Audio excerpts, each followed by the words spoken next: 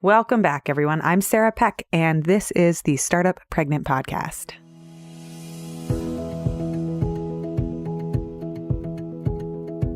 What does it look like to take your work from the corporate world to the freelance world and to begin the path of entrepreneurship? How do you take the hodgepodge or piecemeal of careers that many of us have from many projects with different companies or hopping from job to job and then go into starting a business? One of the things that I am fascinated with here at Startup Pregnant is the idea that we are in perpetual startup mode in many senses of the word, in our own lives, in our own careers, in our own journeys.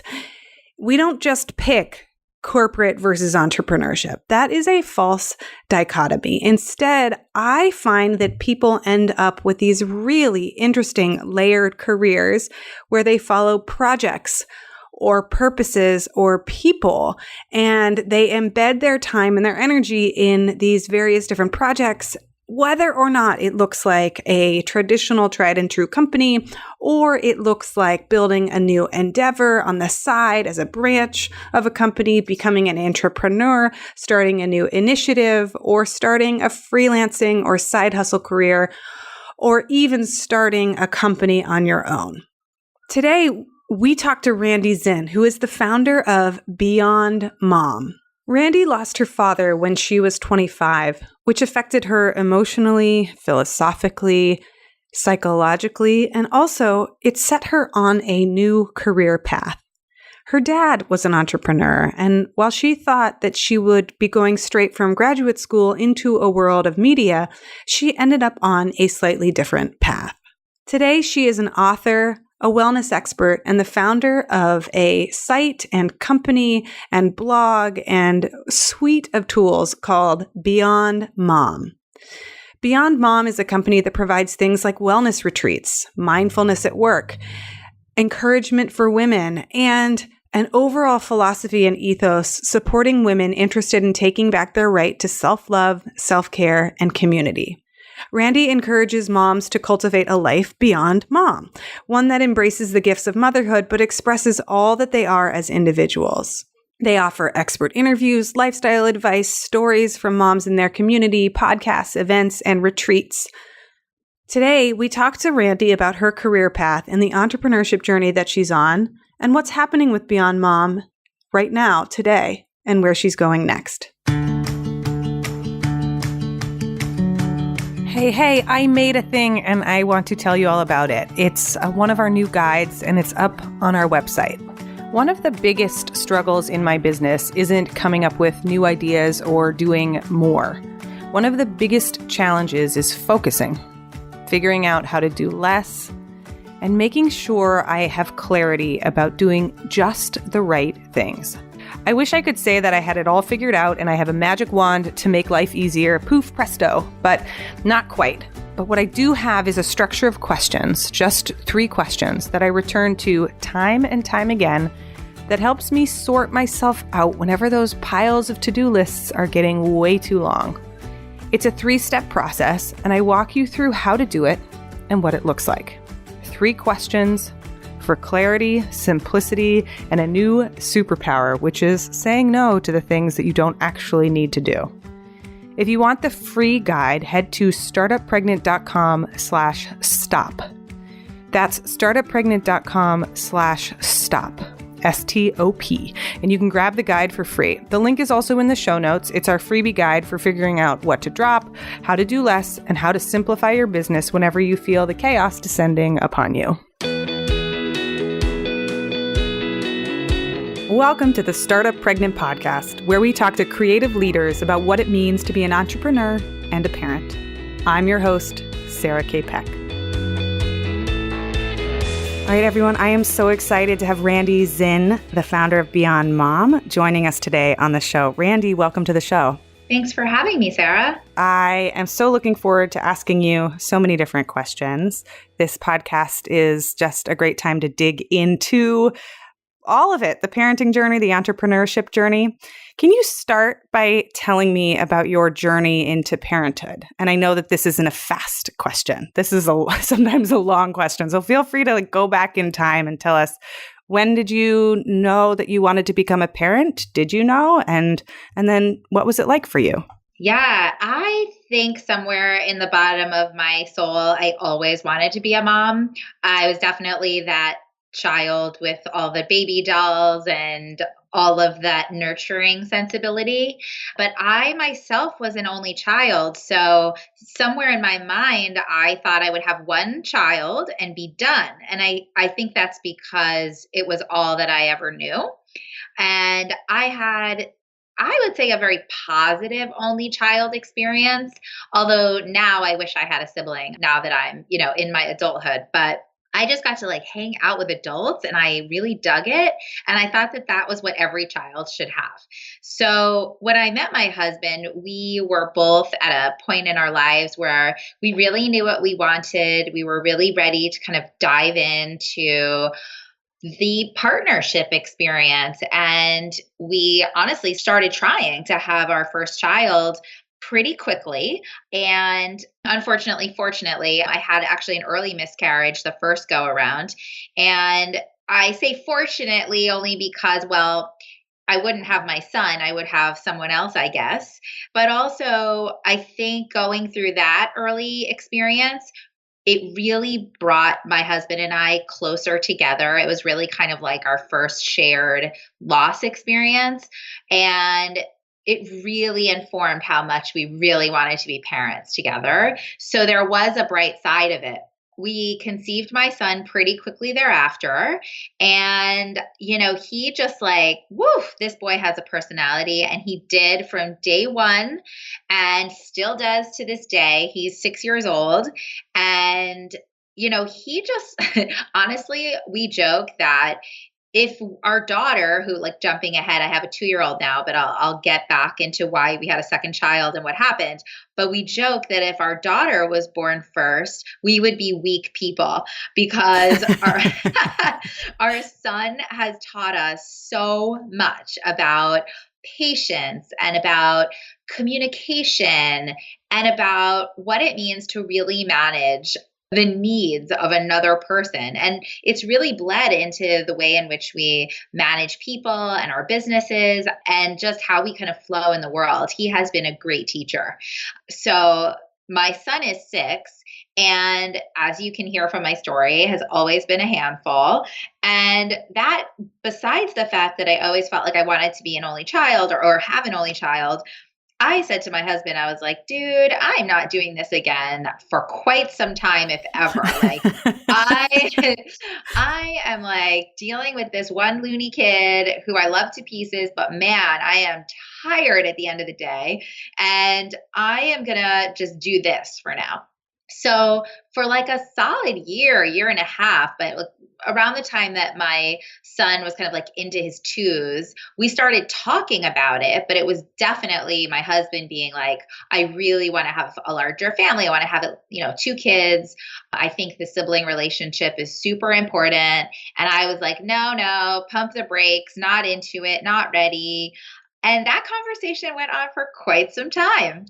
And then somewhere around the time that my son was 3, early 3, I did get pregnant. It was a little bit of a sort of oops, like we were talking about it and then it happened. And at first I was like, oh shit.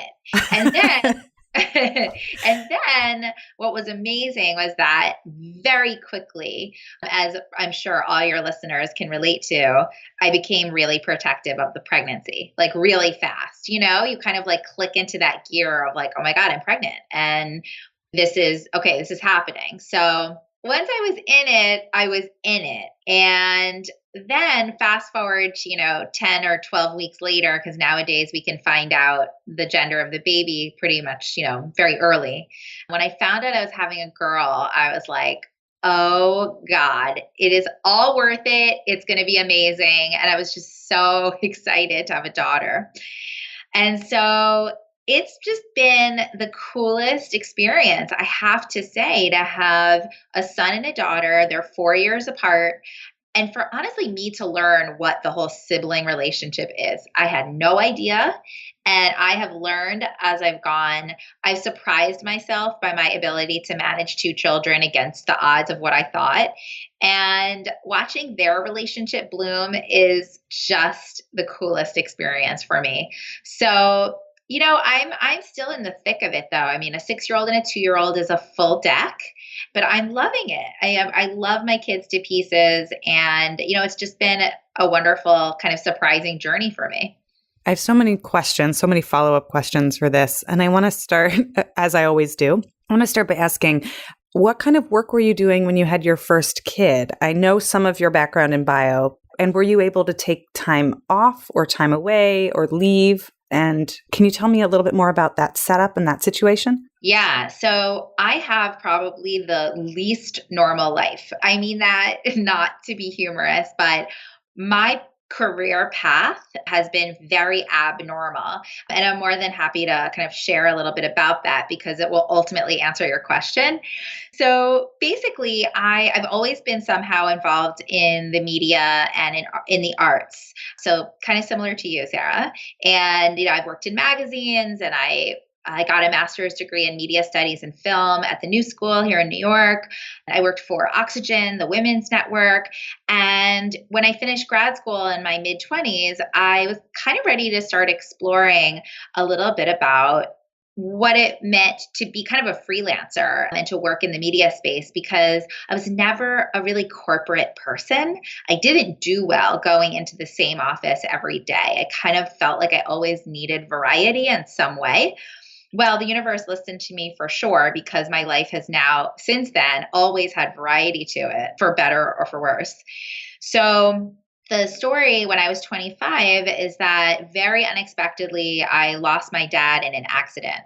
And that was very much the turning point in my entire life, as you can imagine, both emotionally and really professionally, because so many things changed from that point on that set the trajectory of everything I touched. So, again, I had just finished graduate school. I was toying in the media world. This tragedy happens, and my dad was an entrepreneur. He was a successful, like literally rags to riches story. He touched the environmental sphere, the financial sphere. He was very much an early forefather in the solar industry, kind of a fascinating hippie visionary, if that gives you a sense.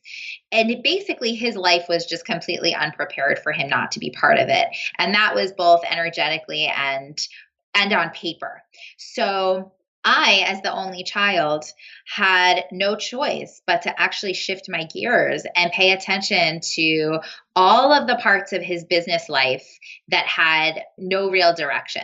And luckily, he had a team of people that were trusted and loving and supportive, and I had relationships with that were definitely part of the journey with me and helped to guide me. But I very much had to step into his world and his life.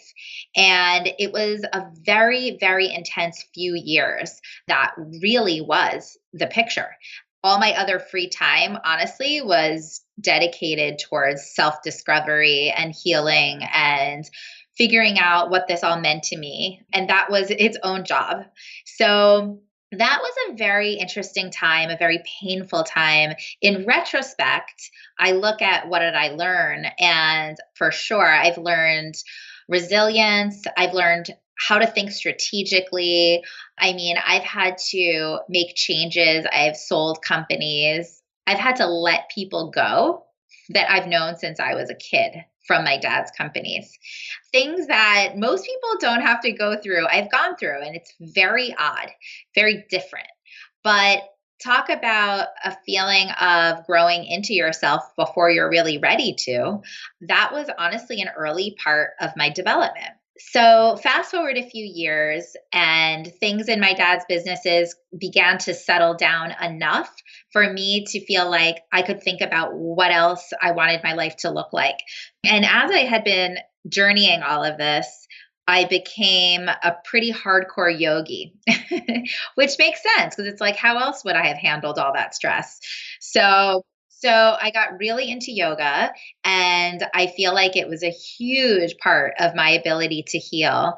And I decided in 2008 to do a teacher training. And it wasn't even that I intended to teach, but it was that I desperately wanted to have something that was my own and that felt really anchored in a new version of who I was becoming.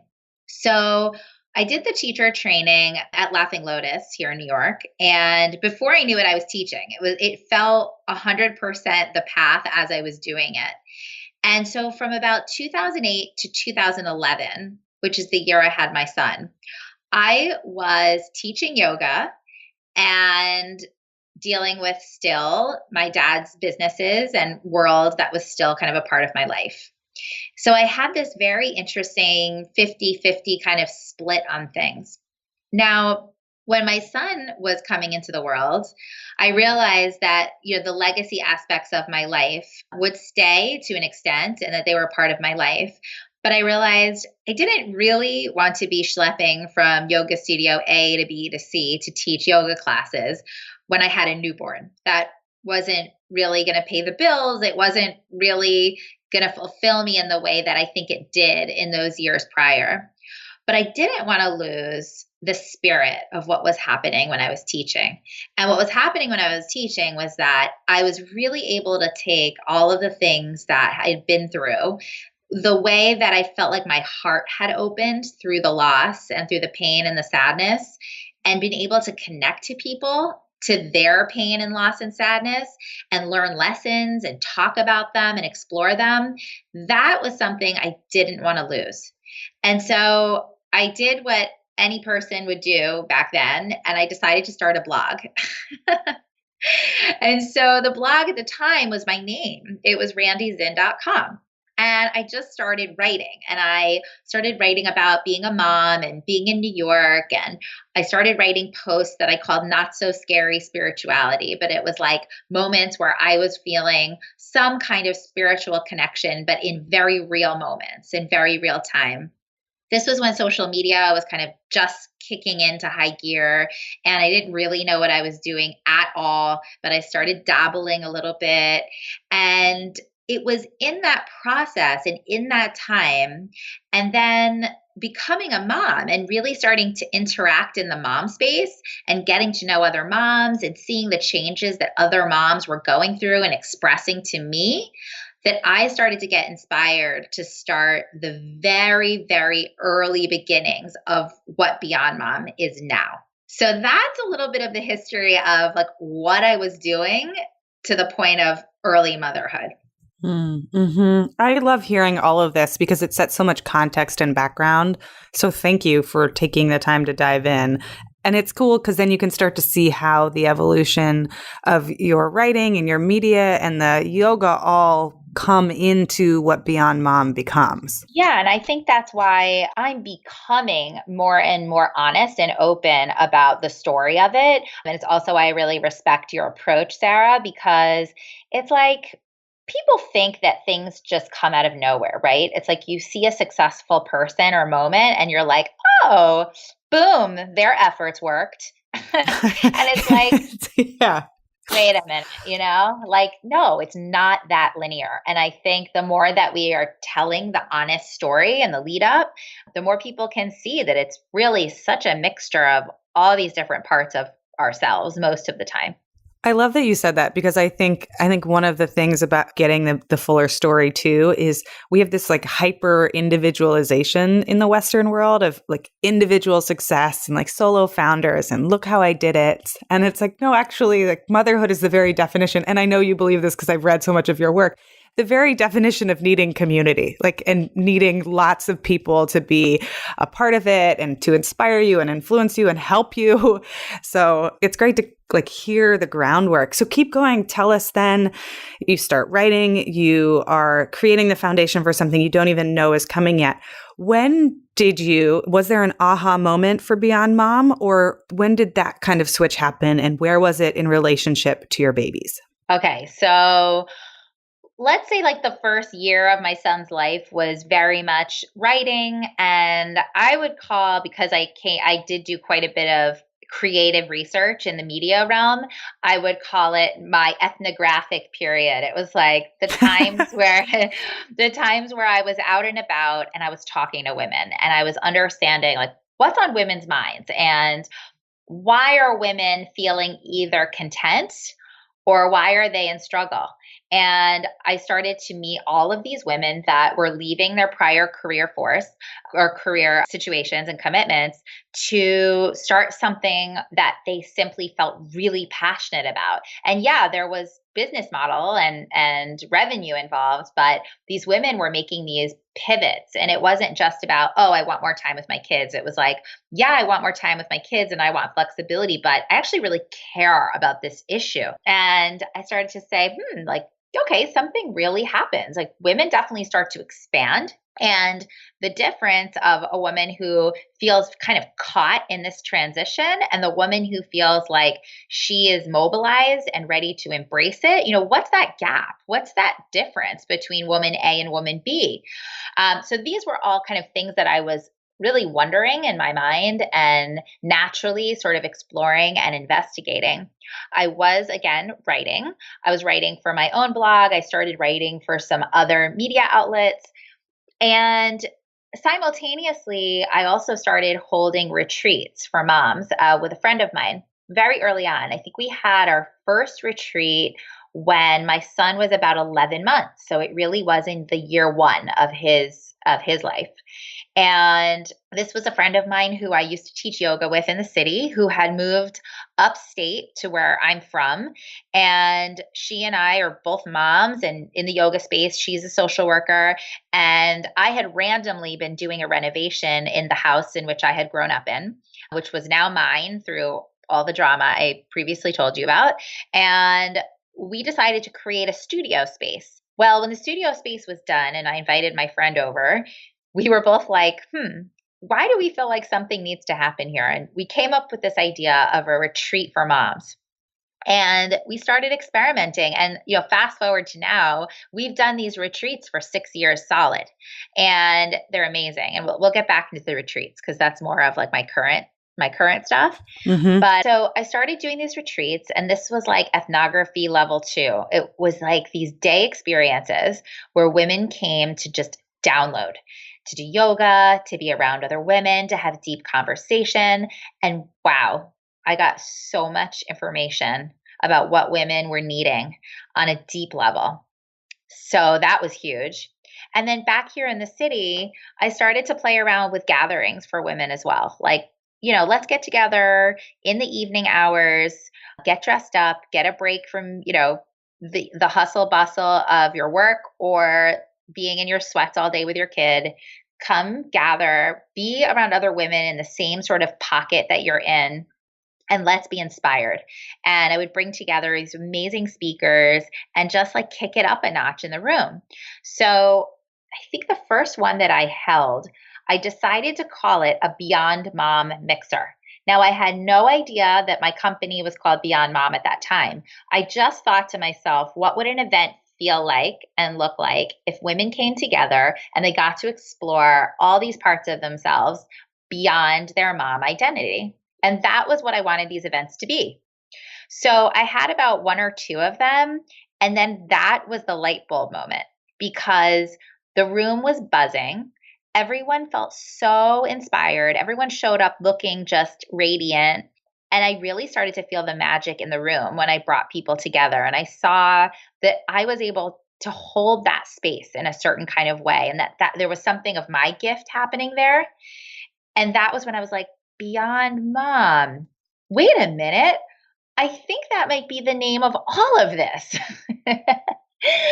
So it was kind of a funny moment that it really, the light bulb of the name and what it all really boiled down to really happened. That makes so much sense. Yeah, it wasn't the opposite. I didn't know it until I was already kind of doing it. So, I just to pause for a second and say, like, when people ask me for advice, I get that people have, we have budgets and we have things we can and can't spend, but we also, I think, have to be willing to experiment to a point and be willing to kind of get a little messy and explore something before maybe we know exactly what it is. And there's a very organic process that can Yeah, evolve that way. absolutely. And Startup Pregnant listeners know that I spent almost 2 years trying to write a book before I stumbled into making a podcast, before that stumbled into becoming a business. And it wasn't until I almost got hit over the head with it that I even figured it out. And I can't even tell you, I don't think I figured it out, right? I don't think the arrival isn't the thing. It's the Yeah. process of experimentation. It's such a good point. Yeah, yeah. So once I got that, I was like, okay, so this is all about women really, really nurturing the parts of themselves that must have nurturing in order to be a whole person. That's like not just the mom stuff. And then once I started really looking around, I saw just how much attention was put on the motherhood self and not on the self.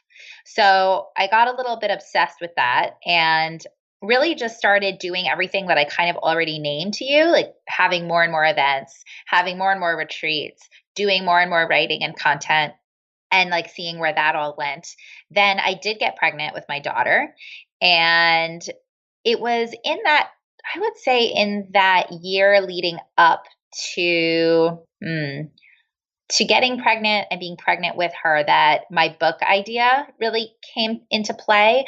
I also started my podcast, by the way, somewhere in the mix there. I don't know. It's called On Air with Beyond Mom. So I also love doing this myself, like having great conversations with other women. It's like, yes, of course. So I did that. And my book idea came to me because I always wanted to write a book. And I always knew that would be part of my flow. But I think the book piece was because I really believed that what I was creating had a real story to it. Like there was a message that had to get out there, but I didn't have that thing to anchor the story on, like for, press or for that next level pickup. And I've watched enough people to know that a book can be a really great way of doing that. So I think it was totally meant to be because the minute that I had the idea for the book and I started getting out there with it and talking to my network, it was like everything just flowed into my lap. Like I found an amazing writing coach. I got, the real outline of at least the first half of my book, like really tight. I started writing. Some people do it the opposite. They come up with a proposal and then they market the book and then they write. I think I was called by my muses or something, but I just knew I had to like get the content out and really write it out and then sell it or something. So that's what I did. I was writing, and very strict with my schedule around writing. And at first I was really open to a traditional publishing situation or a self-publishing one. But my writing coach, who's a best-selling author numerous times, was like, no, like, let's give this a go. Like, if you're working this hard on it, like, I think there's a market. And before I knew it, I was talking to agents and I met my agent, who I love, who was also a newish mom at that time. I met her for the first time weeks after my daughter was born. Like I remember it was one of those meetings where like you're an exhausted mess and your boobs are like huge and leaking and you're like, I don't even know what I'm doing at this table. I'm a mess, but I'm here. Yeah. It was one of those. And I remember sitting down with her and she was like, I really love what you do and I love the spirit of it and I want to work with you. And I was like, oh, really? Oh my God. Okay. And then like from that point on became the process of creating the book proposal and selling the concept. And that happened, I guess, a handful of months after. And then the rest of the creation of the book happened and the book launched this past September. So it was, a nice, beautiful journey and it continues because a book is like a baby. You have to continue to nurture it. And it's all been evolving now through my daughter's life, and she's 2. And it's been really cool to kind of show my kids the process of being out there, pursuing what I'm passionate about, launching a book. My little ones really get it. Like they get that mommy has a book. And my son wrote me this really cute note, and he's in first grade. So writing and reading is like, newish. He wrote me this really cute Mother's Day note from school where there were like these little prompts and they filled out the rest of the sentences. And one was like, I think my mommy looks the most beautiful. And he wrote, when she's going to one of her events.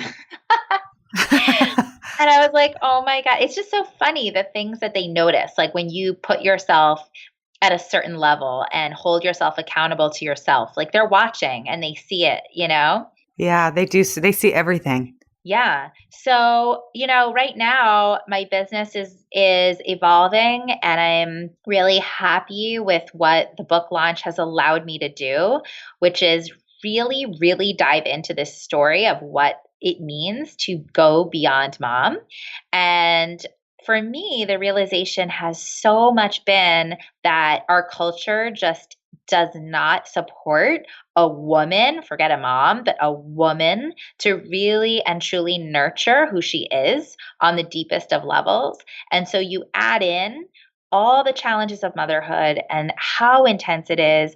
And it just feels like you are swimming upstream all the time. And so much of the confusion that we have as a woman, like, do we stay home with our kids? Do we go back to work? Do we start a business? What do we do with ourselves? We expect ourselves to know what's right, but we don't know how to carve out space to just go inward and to listen in and to have quiet and to hear our inner wisdom. We just don't have that space. And I believe we must for ourselves to feel actually present and actualized in how we really want our life to look.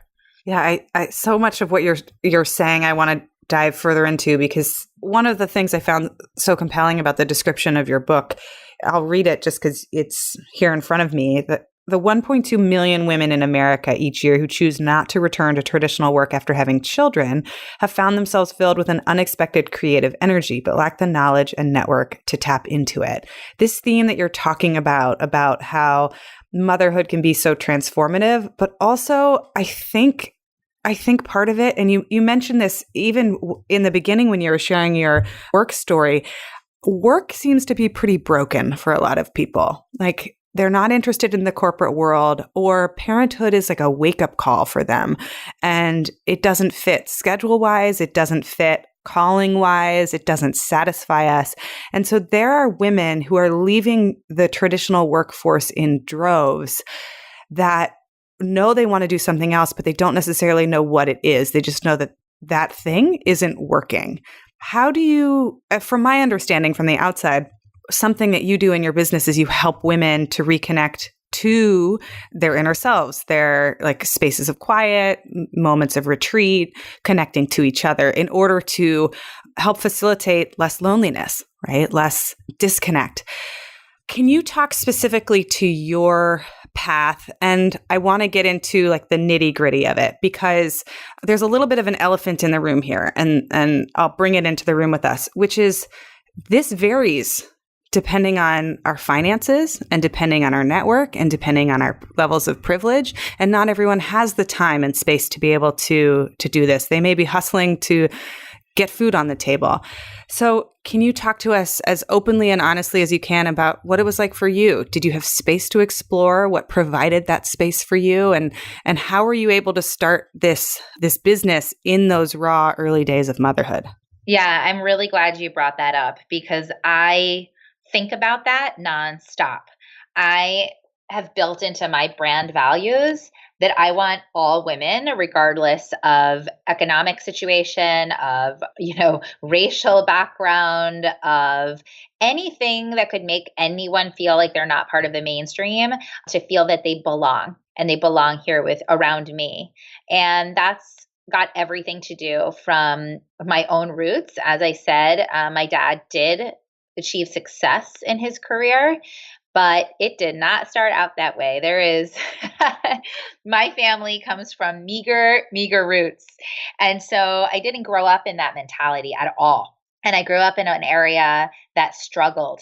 And even my dad, achieving what he did over the course of my lifetime stood out in the area that I was from. So all of my friends were coming from families that were just figuring out how to make it work. So that way of living was way more normal to me than, areas and families of privilege.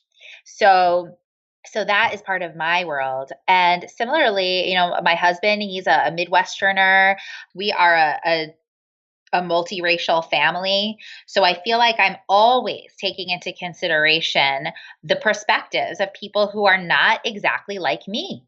And this is something that I think and I'll speak to anyone who's building a brand here, you have to continually pose those questions and make sure that you're not using your own privilege, your own backgrounds, your own perspectives, and sort of disconnecting from that of the other. So, I mean, it's very much built into my brand framework that everyone should feel welcome. So, I thought also, as I was writing this book, that this book is something that most people can afford, most likely, even if it's a $10, something I'm really need information, I need inspiration, I'm going to get myself a book. And I thought about across the board, of course, I'm living in the middle of Manhattan where most women who are working for themselves can afford some version of childcare. But what about the woman that can't? And what about the woman that's a single mom? Or what about the woman who has multiple children and 3 jobs and, like you said, struggling to put dinner on the table? What about her? Well, I thought about that woman the whole time. And I even had friends and relatives read my scripts and tell me what stood out to them, like what felt like it did not speak to them, or it felt like they were being excluded somehow. So I went through lots of versions of really testing how I was expressing that. So in all of the sections of the book, and then this, of course, goes into the way that I express the content when I speak or hold an event or anything, I thought about what does it really all come down to? It comes down to creating quiet space. And it comes down to the most basic essence of what we all have. And at the end of the day, like what we all have is our body, our breath, and the moment, right? I mean, that's really all we have. Everything else is really just an illusion. Everything can change in a heartbeat, as I've learned and as we all figure out at one point or another. And I thought about what can we do in the most basic moments? Is it a meditation in our breathing when we're rocking our child to sleep? Is it when we're walking from one job to the next? Is it figuring out how to get a workout in when we actually cannot afford childcare, but we actually really need to strengthen our core so that our back doesn't hurt? What is it? And how do I fit in those tips and tools for women in a way that's digestible and that's encouraging, even if she feels like she cannot afford another dime? So all of that content is built into everything that I try to talk about. Now, my story, I'm blessed. I was able to afford childcare. I've been able to figure out how to take care of my body. I've been able to afford the time to invest in creating a brand that to me is full of my values and my mission to help women. That's something I've been blessed to be able to do. But part of my commitment is to make sure that I'm inclusive in every way that I express it of women who maybe don't have the blessings that I have. I know it's such a pain point for me because I think that there's this untapped potential of women and women entrepreneurs especially, and then there's such a shortage of basic, like fundamental universal childcare and help in the early postpartum days, and even the like non-specific things that help.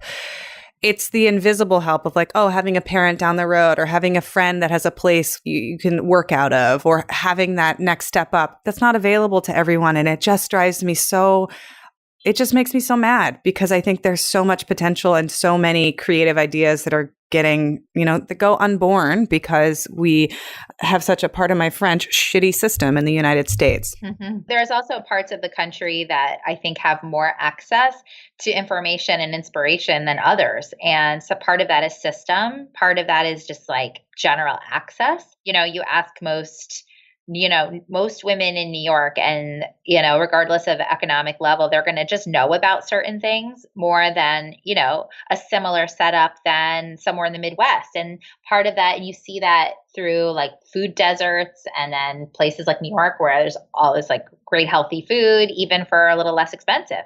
So, it affects everything. Yeah.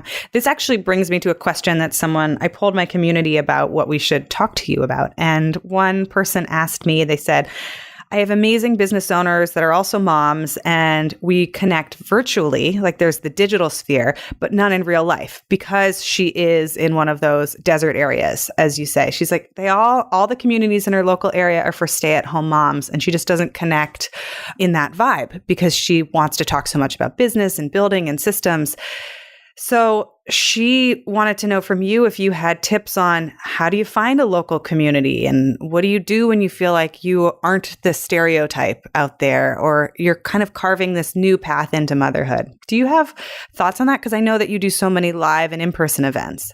I do. I mean, this is one of those things, and I'm talking to myself about this right now because I'm starting to launch more of my retreats more often, both in the Hudson Valley where I'm from and down here in the city. So I'm going to be very honest, and I'm going to say sometimes getting people to show up in real time is really hard. It's very hard to get people, one, to just step out of their, regular flow, their normal flow. It's hard sometimes to maybe get childcare or even to get your partner or a friend or a grandparent to step in if you want to step out. There's a lot of barriers. There's also the barriers mentally. I mean, part of the problem is that we need Beyond Mom. You know what I mean? Like, that sounds funny to say, but I think it was the woman that wrote the foreword of my book. She said something like, I wish we didn't need Beyond Mom, but we do. It's like, women have to get out of the mindset that once we have children, that's it. So you're dealing with those mental barricades in terms of getting women to step out of their flow and to show up for one another and together. So bringing women together in real time is hard. I do it all the time and I've done it for years. However, here's the bright side. When women get together, it is magical. And nobody realizes how much they want it and need it until they're there. And so part of it is staying the course and knowing that you are creating something and bringing women together because they need it. And you're dealing with their resistance, but you got to get through it. So that would be my response from like the big picture standpoint. Like, understand and own that women coming together in real time is something that women thrive upon. We are communal beings. We're not meant to be separated. We thrive in a village atmosphere. So in terms of like the nitty-gritty details, I mean, I think what I would do if I was in a place where it was more spread out and potentially it was harder to get people together, I would probably use the online sphere to get people aware and ready to join in the offline sphere. So if you're in a place where, people are many miles apart, I would start letting people know through using Facebook or, any of these other tools. Hey, guess what? I'm bringing people together. We're joining, we're doing this, we're doing that. See if someone can be a speaker, see what's what. See if you can start stimulating interest. Also know that you have to be committed to doing things on the repeat. You can't just do a one-off. And if people come, but not enough people, you're done. I've had to do this over the course of years, and it's been over time that people show up again and again and believe in what you're doing. So you have to start in a way that's manageable. I don't think you have to put a lot of money into anything. What's lovely is that places like cafes or workspaces, or boutiques, they want people to know about them. So often they're willing to host and bring people in. So space you can find creatively. So you kind of have to get creative and be willing to stay the course and really believe and understand that community is important for women. I love two things that you're saying here right now. And the first, the big picture aspect, I like how it applies not just to people who have entrepreneurship as an interest or business building as an interest, but any mom who has anything as an interest outside of your children, or even if it's like super geeky, like refinishing your cabinets or your knitting group or the books that you're reading, like whatever your interests are, those are worth cultivating and connecting with other people. And just as a philosophy of you as a human being your own individual self. And then the second one, I can echo this 1,000%. It takes time. Sometimes only 4 people show up to the first, even online, like Facebook Live, that you're hosting. And then, but they see it or they hear about it or they think about it. And then the next time, maybe 6 people, and then maybe 12, and then 25. And it takes a minute. So even if you reach out to 10 different people in your local community and one person joins you for coffee, just hooray, you had an awesome coffee date. Or if you get to go and nobody shows up and you read a book because you took an hour for yourself, also, that's awesome. And do it again, right? It takes time. I love that you said that. Yeah. So tell us about where your business is today. What's the structure of Beyond Mom? I know that you run so many things. You've got events and you've got content creation and you've got a podcast.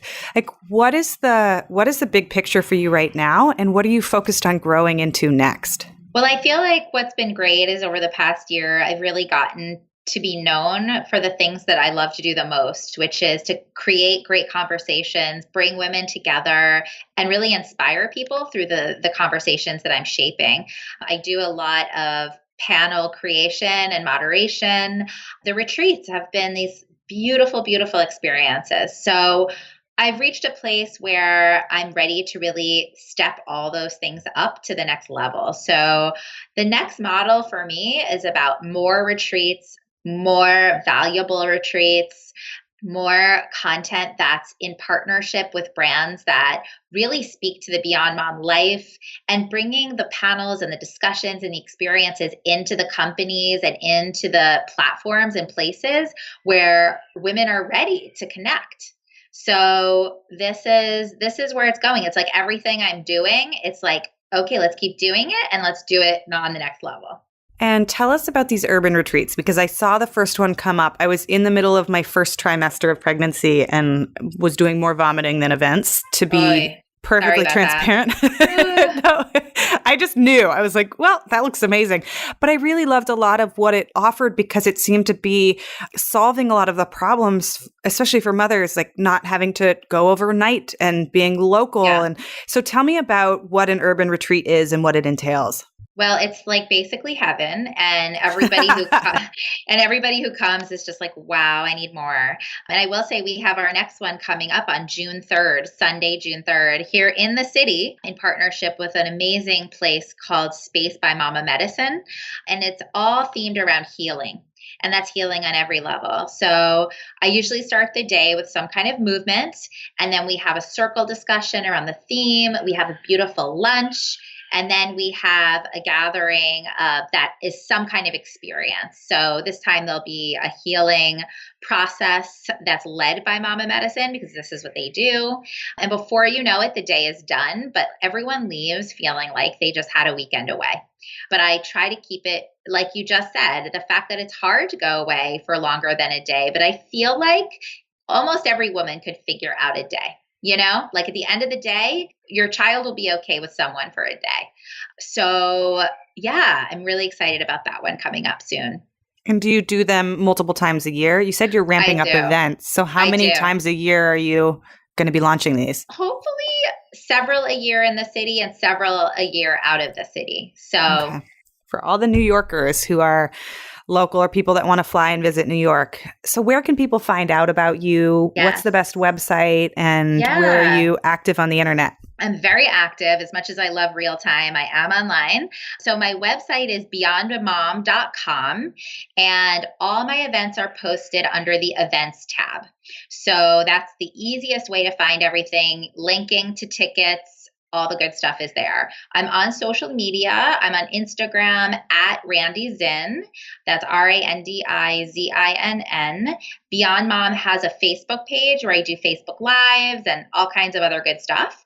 And let's see, Twitter, yeah, but Twitter's Twitter. So yeah, those are the best places to find me and to follow and to know everything that Beyond Mom has going on. Thank you so much for taking the time and for joining us on this podcast and sharing your story. Sarah, thank you for having me. I really enjoyed talking to you.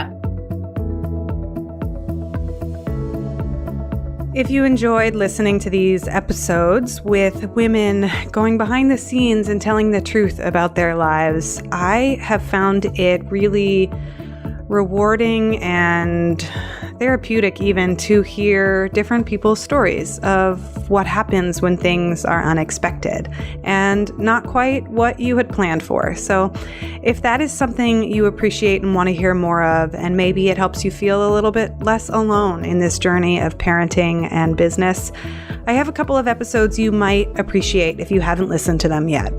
Episode number 3 with Nicole Walters. She became a foster parent and an entrepreneur all in 1 year, and she had 3 children enter her life suddenly. Episode number 6 with Tamsin Webster is an unexpected story of divorce and when parenting totally knocked her sideways and wasn't anything like what she expected. And she ended up becoming not the primary parent or the default parent, but creating a new arrangement with her partner. Episode number 27 with Bridget Gleason. She talks about the way in which her life also totally shifted when she had kids, and she went to work part-time as a sales professional, but asked for a very particular set of circumstances. And she said, listen, I am the number 1 sales representative, and I want to be paid if I am still the number 1 sales representative, like I am working full-time, even if I'm not working full-time. Her negotiation strategy and her perseverance are remarkable. And then lastly, episode number 51 with Kathleen Shannon. She is one of the creators of Being Boss, and she has a story of postpartum depression and how tremendously challenging having her kid was, and why she ended up going on medication and becoming such a passionate advocate for daycare because of how much help she realized that all parents need when we undergo this journey. So if any of these episodes resonates for you, or you are experiencing something like this, go take a listen. The links are in the show notes. That's episode number 3, 6, 27, and 51. And I always say this and I mean it. Leave us a review on iTunes if you like our show. It takes a few seconds and it really does help us a lot. If you want more of what we're talking about, go over to startuppregnant.com and get on our email list. We send out a weekly newsletter with time-saving tips for parents and entrepreneurs. And I always include a weekly gadget or tool or something awesome that we've stumbled upon to help make your life just a little bit easier. And as always, you can reach out to us at hello@startuppregnant.com. We love hearing from you.